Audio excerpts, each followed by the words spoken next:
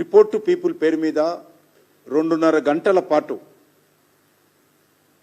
ఒకసారి ఆర్టీసీ కళ్యాణ మండపంలో, ఒకసారి పింగళ వెంకటరెడ్డి రామరెడ్డి హాల్లో చాలా స్పష్టంగా తెలంగాణ ప్రజల ముందు పెట్టడం జరిగింది. అంతేకాకుండా ఆయన మరోగాడు ముందుకెళ్ళి నేనేదో కేంద్ర మంత్రులను బెదిరిస్తున్నానని మాట్లాడతాను. ఇంత దిగజారి మాట్లాడితే ముఖ్యమంత్రి గారు ఏమాత్రం తెలంగాణకు శోభ పెరుగుతుందో అర్థం చేసుకోవాలి. ఇవి దిగజారుడు దివాలకోరు ఆరోపణలు తప్ప ముఖ్యమంత్రి స్థాయికి తెగవని మనం చేస్తున్నాం. కేంద్ర మంత్రులను బెదిరిస్తానా? బెదిరింపులు నేను ఎక్కడైనా నన్ను తిట్టినోళ్ళనే నేను బెదిరించను. అందరూ ఆయనలాగా అనుకుంటే ఎట్లా? తెలంగాణ నిధుల కోసము నేను క్యాబినెట్ మినిస్టర్గా అయినటువంటి ఈ 3.5 సంవత్సరాలుగా అంకిత భావంతో పనిచేస్తా ఉన్నాను. నేను గౌరవ మాజీ ముఖ్యమంత్రులు తెలంగాణ అభివృద్ధి విషయంలో 40 ఉత్తరాలు రాశాను నేను కేసీఆర్ గారికి. రాష్ట్ర ప్రభుత్వ సహకారం అందించండి, తెలంగాణలో అభివృద్ధి కార్యక్రమాలకు కేంద్ర ప్రాజెక్టులు సమర్థవంతంగా అమలు చేయండి, రైల్వే ప్రాజెక్టులకు కానీ జాతీయ రహదారులకు కానీ కేంద్ర ప్రభుత్వ ఇన్స్టిట్యూషన్స్ కానీ ఎడ్యుకేషన్ సంస్థలకు కానీ రాష్ట్ర ప్రభుత్వం తరఫున సహకారం కావాలని పదే పదే నేను కేసీఆర్ని కోరాను. రేవంత్ రెడ్డి గారు వచ్చిన తర్వాత కూడా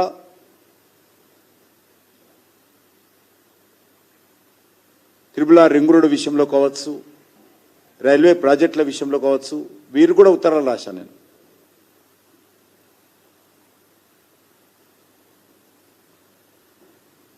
అసలు అభివృద్ధిని అడ్డుకోవడం కోసం తెలంగాణ ఏమన్నది రేవంత్ రెడ్డి సొంత జాగిరా? ఇది రేవంత్ రెడ్డి మనది, తెలంగాణ ప్రజలది. రేవంత్ రెడ్డి ఈరోజు ఉంటారు, రేపు పోతాడు. కానీ తెలంగాణకు న్యాయం జరగాలని కోరుకుంటాము, తెలంగాణ అభివృద్ధి జరగాలని కోరుకుంటాము, తెలంగాణలో భారతీయ జనతా పార్టీ బలం పెరగాలని కోరుకుంటాము, ప్రజలకు మేలు జరగాలని కోరుకుంటాము. అంతే తప్ప రేవంత్ రెడ్డి మీద కోపంతో తెలంగాణను అభివృద్ధిని అడ్డుకునేటువంటి అజ్ఞానం కామేమన్న విషయాన్ని అర్థం చేసుకోవాలి. అసలు రేవంత్ రెడ్డిని కూడా వ్యక్తిగతంగా మాకు ఎందుకు విమర్శించాలి? మేము కేసీఆర్ ఉన్నప్పుడు వ్యతిరేకించలేదు అభివృద్ధిని, రేవంత్ రెడ్డి గారు ఉన్నప్పుడు వ్యతిరేకించము. కేరళలో కమ్యూనిస్ట్ పార్టీ ఉన్నా అక్కడ వ్యతిరేకించము, తమిళనాడులో డిఎంకే ప్రభుత్వం ఉన్నా వ్యతిరేకించము, కర్ణాటకలో కాంగ్రెస్ పార్టీ ప్రభుత్వం ఉన్నా వ్యతిరేకించము. అనేక రకాల అభివృద్ధి కార్యక్రమం అమలు చేస్తూ ఉన్నాము. దేశంలో 7 టెక్స్టైల్ పార్కులు వస్తే ప్రధానమంత్రి గారితో మాట్లాడి ఒప్పించి తెలంగాణకు ఒక ప్రాజెక్టు తెచ్చాను. ఇండస్ట్రియల్ పార్కులు వస్తే తెలంగాణకు ఒకటి తీసుకొచ్చాను. రీజనల్ రింగ్ రోడ్డు తెలంగాణ కోసం వచ్చింది. కానీ ఈరోజు ముఖ్యమంత్రి గారు వివరం ఎట్లుందంటే ఖాళీ పాత్రలు పెద్ద శబ్దం చేస్తాయి. రేవంత్ రెడ్డి గారి వివరం అట్లనే ఉంది. నేను విలువలకు ప్రాధాన్యత ఇచ్చే వ్యక్తిని,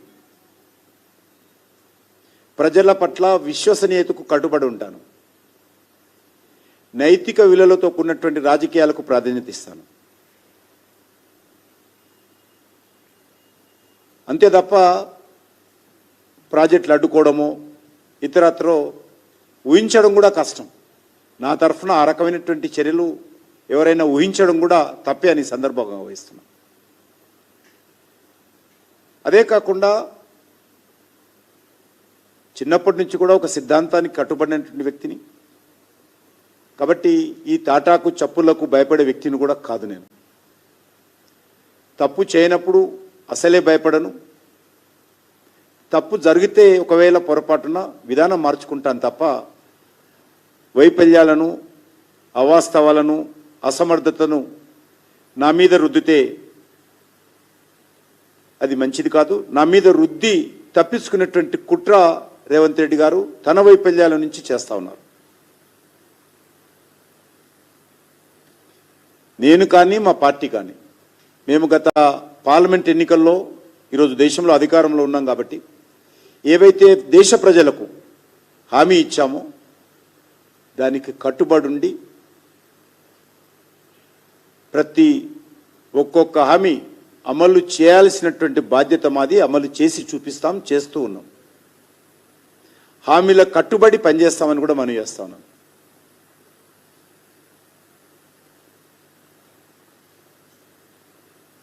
కాంగ్రెస్ పార్టీ అనేక రకాల హామీలతో అధికారంలోకి వచ్చింది. వాటిని అమలు చేయాల్సినటువంటి బాధ్యత కాంగ్రెస్ పార్టీది.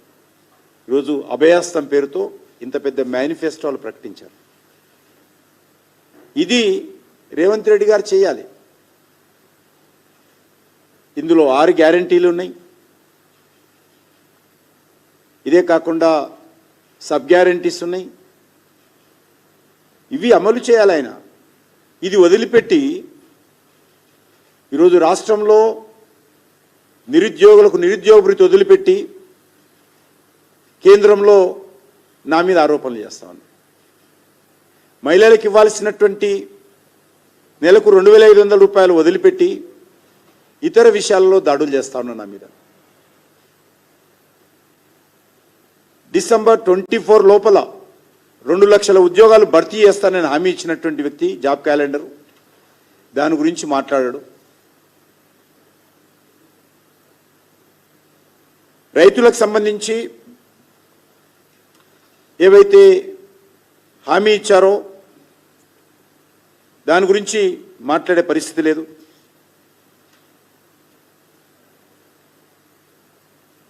ఇందిరమ్మ రైతు భరోసా ఎకరానికి 15,000 రైతులకు, కౌలు రైతులకు 15,000, రైతు కూలీలకు 12,000, 10 పంటల పైన 500 బోనసు, అదనపు బోనసు.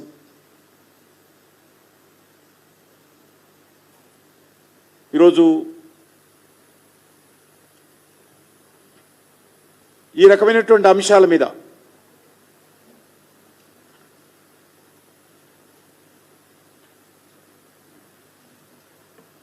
ఇల్లు లేని వాళ్ళందరూ కూడా 5 లక్షల రూపాయలు ఇంటి స్థలము, విద్యార్థులకు 5 లక్షల విద్యా భరోసా కార్డు, పెన్షన్లు 4,000 రూపాయలు. వీటి మీద ఆయన ఆలోచన చేసి మాట్లాడితే బాగుంటుంది. తన బాధ్యతను విస్మరించి తను చేయాల్సిన పనులు ఏ హామీతోటైతే అధికారంలోకి వచ్చాడో ఆ హామీలు అమలు చేయకుండా గాలి మాటలు మాట్లాడుతూ విమర్శించడము మంచిది కాదు. నాకు రాసిన ఉత్తరంలో నిన్న మరొకసారి 1,66,569 కోట్ల 31 లక్షల రూపాయల నిధులు మంజూరు చేయాలని డిమాండ్ చేశాడు.